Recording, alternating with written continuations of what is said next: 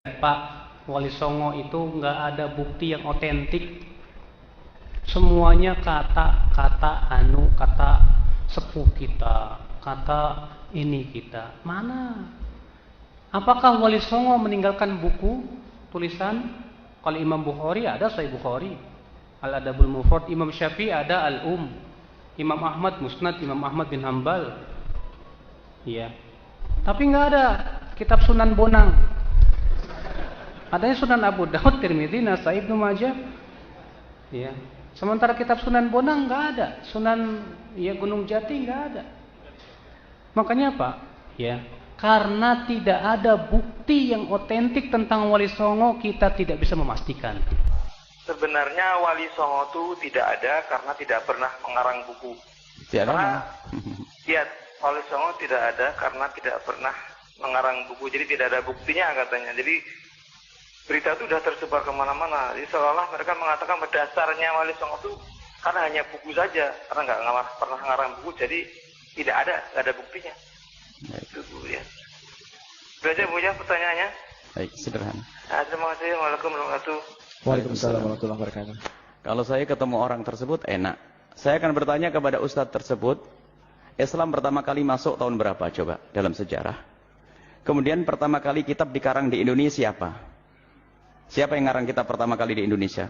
Anggap saja kalau yang ngarang adalah orang abad 100 tahun yang lalu. Sebelumnya siapa? Yang membawa Islam ke Indonesia siapa? Jin. Memangnya Islam masuk ke Indonesia langsung begitu? Dapat ilham masuk Islam begitu? Yang membawa adalah manusia. Dan siapa manusia itu coba? Mbahmu? Mbahnya dia juga enggak. Ayo, yang mengatakan tidak ada Wali Songo itu. Mbahmu yang masukkan Islam. Mbahmu hidup tahun berapa coba? Ini hanya orang. Ada orang yang mencetak rijal, mencetak ulama, mencetak orang. Bukan mencetak buku. Ada mencetak rijal. Islam dari Indonesia masuk dari masa ke masa. Dan mereka buku yang diajarkan adalah bukunya ulama-ulama, menganggap cukup dengan bukunya ulama yang sudah ada. Ini adalah alasan orang. Terus siapa yang masukkan Islam ke Indonesia? Dan Wali Songo sudah masyhur dari masa ke masa. Dan keturunannya pun sampai hari ini ada. Berarti dia menafikan keturunan orang-orang hari ini. Berarti keturunan siapa nanti? Keturunan orang-orang ulama-ulama yang masukkan Islam ke Indonesia. Ini adalah tidak tahu maksudnya apa dengan berita semacam itu. Tidak ada bukti loh. Tidak ada bukti loh. Ente Indonesia masuk Islam ini bukti ini. Ajib. Memang apa? Ada berita masuk Islam, ada 60 jin dikirim oleh ulama dari Baghdad ke Indonesia memasukkan orang Islam Indonesia. Ada. Mana buktinya? Kalau jin masuk Islam.